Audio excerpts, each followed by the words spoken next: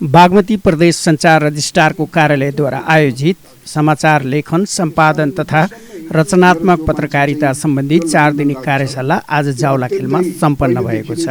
कार्यशालाको समापन गर्दै प्रमुख अतिथि बागमती प्रदेशका आन्तरिक मामिला तथा कानुन मन्त्री शिवराज अधिकारीले 16 जना सहभागी पत्रकारहरूलाई प्रमाणपत्र वितरण गर्नुभयो।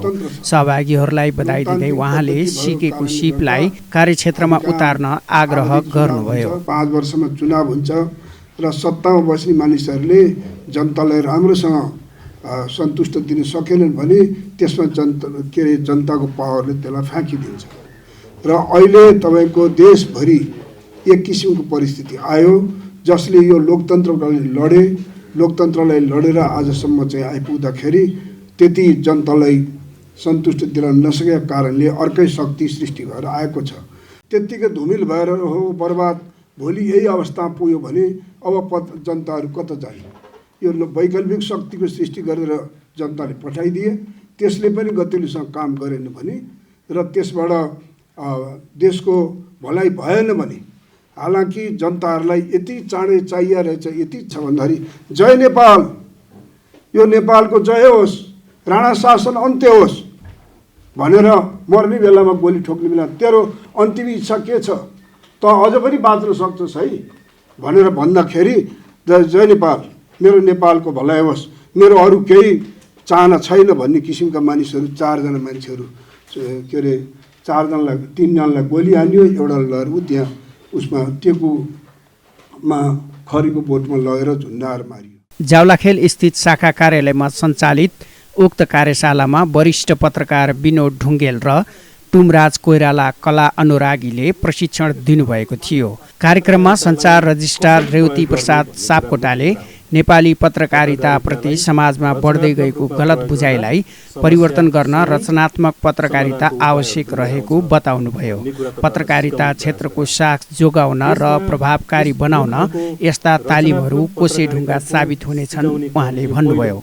यसरी हामीले सिकाएको पनि यो पहिलो हो र रचनात्मक पत्रकारितालाई अलि व्यवस्थित रूपमा लानुपर्छ भनेर हामीले अध्ययन सामग्री उत्पादन गरेका छौँ।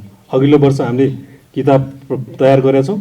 यो वर्षदेखि हामी अलि बढी म्यासिभली लान खोजिरहेको थियौँ। यसलाई चाहिँ प्रत्येक जिल्लामा कम्तीमा बागमती प्रदेशका 13वटै जिल्लामा यस्तो खालको कार्यक्रम छोटै लान खोजिरहेको थियौँ हामीले। यद्यपि त्यो हामीसँग बजेटको सीमितताको कारणले हामी त्यो गर्न सकेनौँ। तैपनि हामीले कार्यालयमै भए पनि गर्नुपर्छ भनेर यो कार्यक्रम आयोजना गरेका हौँ। र यो किन पनि आवश्यक छ भने हामीले हाम्रो देशमा यो पनि भएन त्यो पनि भएन भन्ने जुन न्यारेटिभ बनिरहेछ, नेगेटिभ न्यारेटिभ बनिरहेछ, जुन बनिरहेछ त्यो नेगेटिभ न्यारेटिभलाई चेन्ज गर्नु छ। हाम्रो देशमा स्रोत साधनले सम्पन्न छ, हामी यो गर्न सक्छौँ, नेपालीहरूले गर्न सक्छन् भन्ने कुरा इस्टाब्लिस गर्नको लागि पनि हामीले यो रचनात्मक पत्रकारितालाई प्राथमिकता दिनुपर्छ र आगामी दिनहरूमा अझै यसलाई व्यवस्थित रूपमा लैजानुपर्छ। नत्र भने यो देश हामीले नबनाएर कसले बनाउँछ त? हामी नेपाली नागरिकहरूले नबनाएर कसले बनाउँछ? हामीले नै बनाउने हो। बिगारेको पनि हामीले हो, बनाउने पनि हामीले हो। त्यस कारणले गर्दा सबै बिग्रियो, सबै नासियो, सबै भत्कियो होइन। राम्रो पनि छ, समस्या पनि छ, सँगसँगै समाधान पनि आइरहेको हुन्छ। समस्यासँगै समाधान खोज्ने प्रयास चाहिँ यो रचनात्मक पत्रकारिता भन्छ। त्यसै भएको हुनाले हामीले यसलाई पहिला हामीले न्युज राइटिङ सिकाउँदै गर्दाखेरि अर्थात् पत्रकारिता सिकाउँदै गर्दाखेरि 5Ws को उत्तर खोज्न लगाउँथ्यौँ। तर अब हामी 5Ws मा अर्को प्रश्न पनि वाट नेक्स्ट भन्ने प्रश्नको उत्तर पनि तपाईँहरूलाई खोज्न सिकायौँ। यो कार्यक्रममा तपाईँहरूलाई अलि नौलो लागेको कुरा नै त्यति हो। तपाईँले 5Ws पत्रकारिता पढिरहेको, पत्रकारिता गरिरहेकोहरूको लागि त नौलो कुरै होइन। तर यो तपाईँहरूको लागि नयाँ कुरा भनेको वाट नेक्स्ट भन्ने प्रश्नको उत्तर पनि खोज्नु पर्दो रहेछ पत्रकारिता भन्ने कुरा कम्तीमा तपाईँले यो 4 दिनको बिचमा सिक्नुभयो भन्ने मलाई लाग्दछ।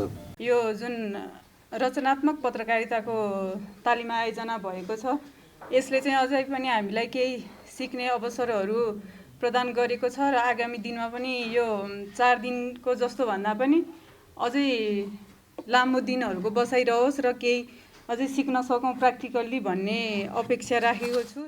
यो एउटा पत्रकारिता जगतमा यसले चाहिँ एउटा राम्रो खालको चाहिँ एउटा भूमिका खेल्छ भन्ने सम्भवतः सबै साथीहरूले विश्वास गर्नुभएको छ जस्तो लाग्छ।